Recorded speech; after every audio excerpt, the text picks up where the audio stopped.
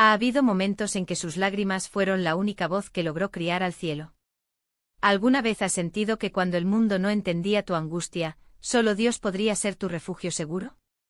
Es precisamente de este lugar de vulnerabilidad y fe que nacen los Salmos, un conjunto de 150 canciones y súplicas que traducen la esencia humana ante el Creador. Aquí la alegría y el dolor se encuentran, la desesperación y la esperanza se entrelazan, y el arrepentimiento se elogia. Compuesto por hombres como David, Asaf, los descendientes de Coria e incluso Salomón, estos textos han cruzado a las generaciones como un testimonio auténtico de una fe que no teme sus heridas. El núcleo de los Salmos es una invitación, traer a Dios no solo lo que es hermoso, sino todo lo que somos, nuestras victorias y fracasos, nuestros silencios y gritos, nuestras dudas y certezas. Nos muestran que es posible rezar incluso cuando el dolor se aprieta, elogia cuando las respuestas se retrasan y confían cuando el camino parece desvanecerse. Estas no son palabras ensayadas, sino el grito de las almas que descubrieron que en el Señor incluso el vacío encuentra significado. Este estudio reúne 25 de las verdades más transformadoras de este libro sagrado, versos que tocan el alma, salen y nos acercan al corazón de Dios. Comencemos con la primera lección, que revela dónde está la raíz de la felicidad genuina. El Salmo 1 nos advierte: feliz es el que no sigue el consejo de quienes desprecian a Dios, ni se detienen donde caminan los pecadores, ni se sientan entre los que se burlan de la fe. Aquí la felicidad no es un estado que pasa, sino una bendición profunda que fluye de la presencia de Dios, incluso cuando las circunstancias son adversas. Sin embargo, esta bendición requiere una opción: rechazar los atajos del mundo. El salmista describe un resbalón progresivo, primero caminando junto al error, luego, deje de observarlo, finalmente siéntate sobre él como si fuera natural. Pero el justo elige otra forma, la de integridad. Quitar del mal no es solo una regla, es el primer paso hacia una vida que ha frutado en Dios. La verdadera felicidad no nace de la conveniencia, sino de la santidad. La segunda lección nos muestra que la vida con Dios va más allá de evitar el pecado, se alimenta de lo que es bueno. Como dice el Salmo 1:2, por el contrario, su satisfacción es en la ley del Señor, y medita en el día y noche. Aquí la palabra no es una carga, sino una fuente de alegría. El justo no lo lee por obligación, sino por pasión. Meditar en ella no es una tarea, es un estilo de vida que impregna cada decisión, cada pensamiento. Cuando la Escritura habita en nosotros, se convierte en la brújula que guía nuestros pasos, la comodidad que alivia nuestra angustia y la voz que nos guía en la encrucijada. La Biblia ya no es un libro lejano para convertirse en el pan diario del alma. En la tercera lección descubrimos el resultado de esta elección, una vida que florece como un árbol por las aguas. El Salmo 1:3 pinta esta imagen: este hombre es como un árbol plantado en el borde de un río, que da fruto en el momento correcto y cuyas hojas no se marchitan. Todo lo que hace prospere. Quien rechaza el mal y nutre la palabra desarrolla profundas raíces en Dios. No es una fe de fachada, sino una espiritualidad que resiste las tormentas. Sus hojas no caen porque su fuente nunca se seca. La promesa de prosperidad no habla de riqueza material, sino una existencia llena de propósito, impacto y solidez. Aquellos que viven así no solo reúnen bendiciones para ellos, sino que se convierten en un canal de ellos para los demás. La cuarta lección nos enseña que la paz no depende de las circunstancias, sino de aquellos que sostienen nuestras vidas. David declara en el Salmo 4:8: en paz me acuesto y duermo, porque solo tú, Señor, hazme vivir con seguridad. En medio de enemigos y amenazas, encuentra descanso no porque los problemas hayan desaparecido, sino porque confía en quien lo vigila. La verdadera seguridad no es la ausencia de peligro, sino la certeza de que Dios tiene el control. Dormir en silencio es un acto de fe, es liberar las riendas y descansar, sabiendo que no duerme. La quinta lección nos recuerda que Dios no ignora nuestras lágrimas. El Salmo 6:9 declara: el Señor escuchó mi llanto, aceptó mi súplica. En medio del dolor, el salmista se eleva con una convicción: Dios escucha. No es indiferente al llanto de quienes confían en Él. La oración, incluso entre sollozos, se eleva como incienso ante Él. Esta certeza nos fortalece para resistir el mal y acercarnos al bien. Dios responde no siempre como esperamos, sino siempre con amor. Saber que da la bienvenida a nuestra oración es la garantía de que nunca estamos solos. En la sexta lección encontramos que Dios se inclina para escuchar a los humildes. Salmo 10 y 17 nos dice, tú, Señor, escuchas los deseos de los mansos, los fortaleces y les prestas atención. No son los gritos de orgullo que conoce, sino los suspiros de un corazón roto. Dios no solo escucha, sino que comodidad. Tus oídos siempre están abiertos a aquellos que se acercan con sinceridad. Esta verdad nos anima a cultivar la humildad, porque un espíritu manso nunca es rechazado por él. La séptima lección nos invita a mirar hacia arriba. Como declara el Salmo 19:1, los cielos proclaman la gloria de Dios, el firmamento anuncia la obra de sus manos. La creación no habla con palabras, sino con esplendor. Cada amanecer, cada estrella en el cielo, cada ciclo perfecto de la naturaleza es un sermón silencioso en la grandeza del Creador. Cuando nos detenemos para contemplar, la adoración surge espontáneamente. Esta lección nos reta a sacar nuestros ojos de lo temporal y ver, más allá de lo visible, la mano de un Dios que gobierna todo con sabiduría y amor. Finalmente, la octava lección nos recuerda una verdad reconfortante: el Señor es mi pastor, no me perderé nada. Salmo 23:1. David, que pasó a ovejas, sabía que Dios lo guía con el mismo cuidado. No faltará nada no significa la ausencia de luchas, sino la certeza de que suministra todo lo que realmente importa. En sus manos incluso el desierto se convierte en un lugar de provisión, y el valle oscuro, el camino de la esperanza. Lo que realmente importa no es la ausencia de luchas, sino la certeza de que en su dirección, nada carecerá de lo esencial: propósito, paz, comodidad y seguridad. Ser guiado por él no solo va un camino, sino descansando en medio de la tormenta, sabiendo que sus manos nos apoyan. Cuando permitimos que Dios pasee nuestras vidas, dejamos de correr después de los espejismos del mundo y comenzamos a caminar con la confianza de quien sabe que está a la sombra de los omnipotentes. Novena lección: incluso en el valle de la sombra de la muerte no temeré. Incluso si caminara por el valle de la sombra de la muerte no temería ningún daño, porque estás conmigo, tu palo y tu personal me consolan. Salmo 23:4.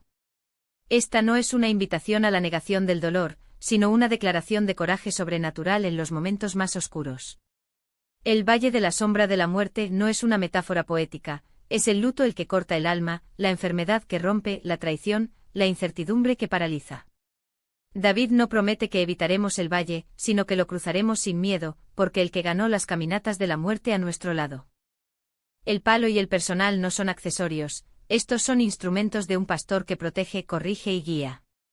El palo defiende de las bestias, el personal recoge las ovejas caídas.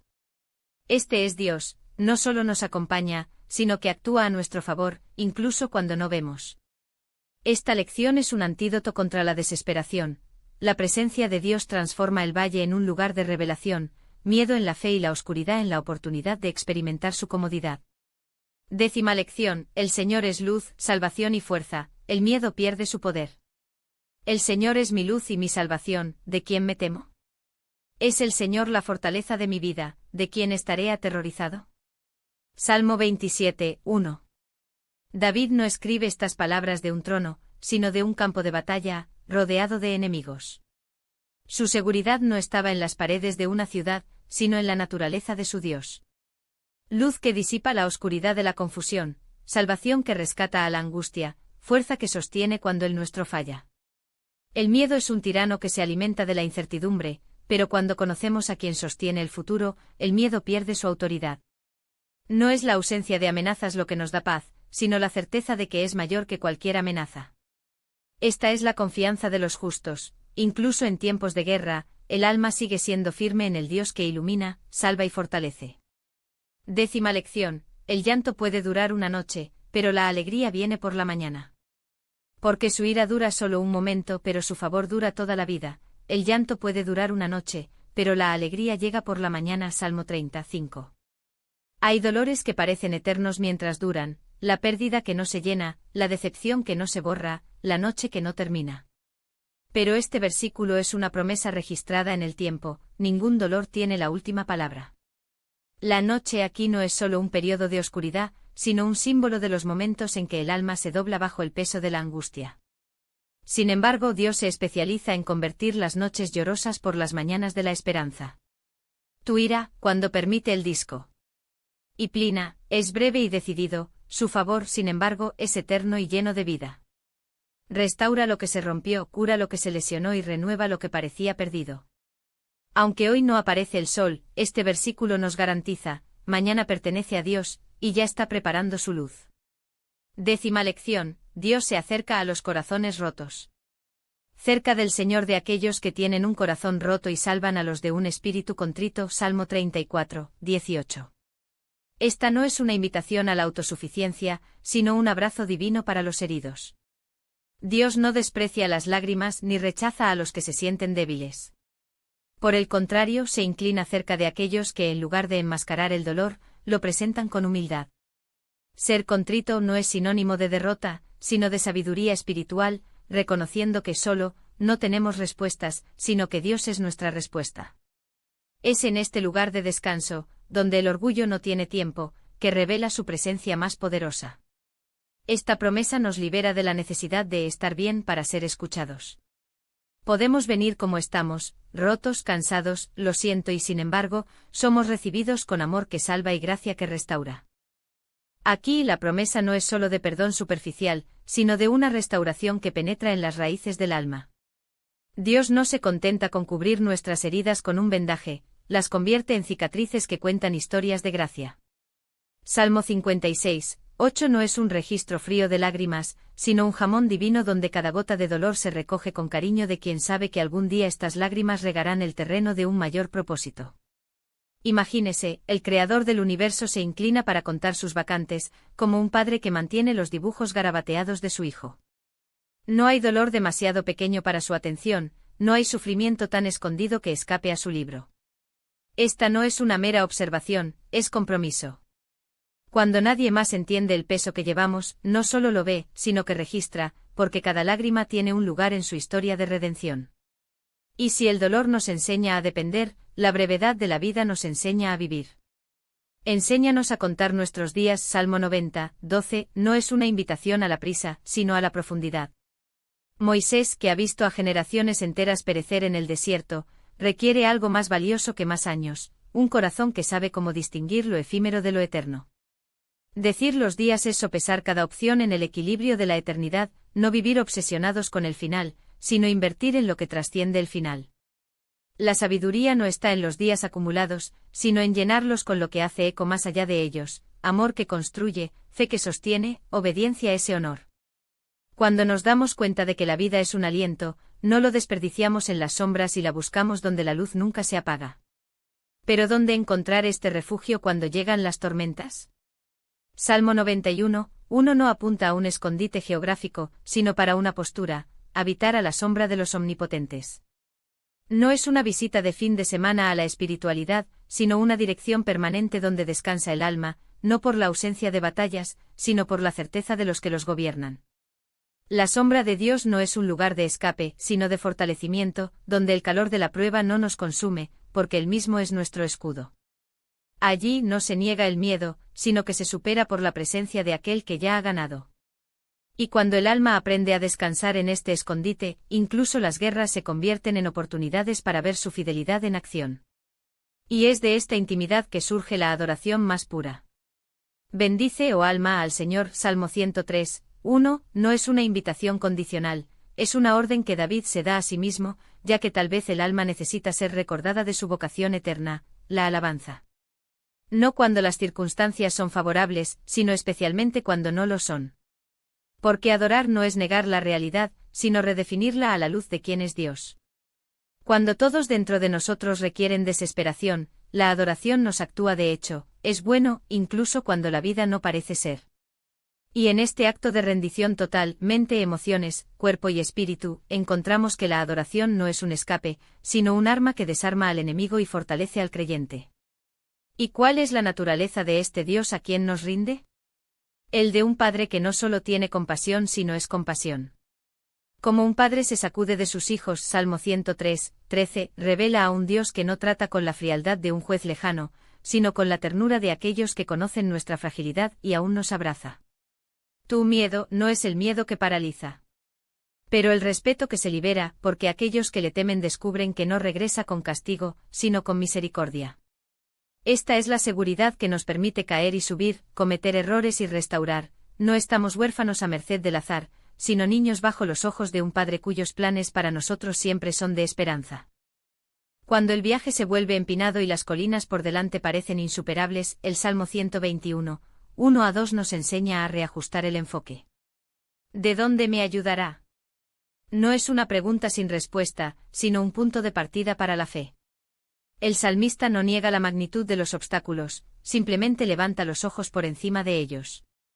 Porque la ayuda no proviene de las circunstancias ni de nuestra fuerza, sino la que apoya las circunstancias y creó la fuerza. Cuando todo se ve demasiado grande, es una señal de que estamos pareciendo demasiado bajo. La verdadera perspectiva comienza cuando fijamos nuestros ojos en aquellos a quienes las colinas son pequeñas, y las crisis, oportunidades para que su gloria se manifieste.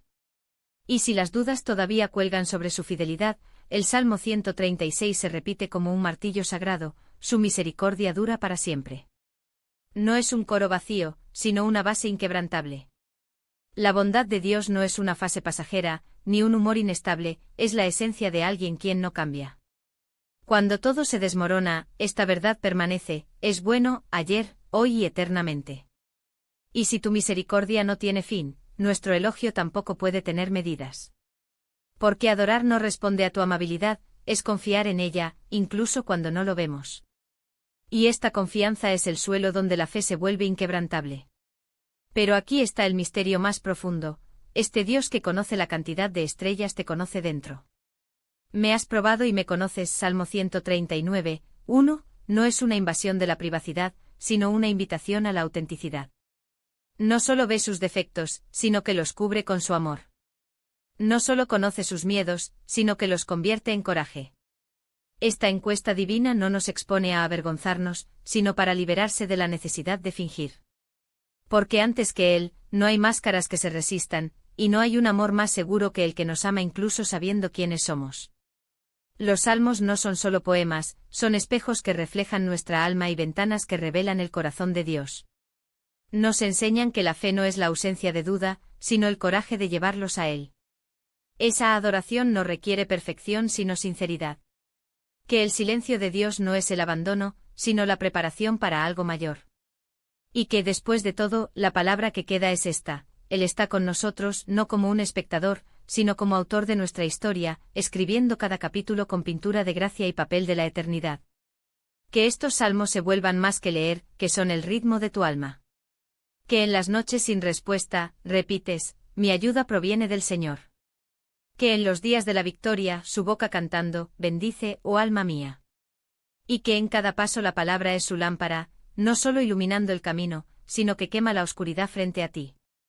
Porque el viaje de la fe no termina aquí, comienza cuando entendemos que en cada verso, en cada lágrima, en cada silencio, está hablando. Y tu voz es la única que nunca se callará. Lágrima. En cada silencio, está hablando. Y tu voz es la única que nunca se callará.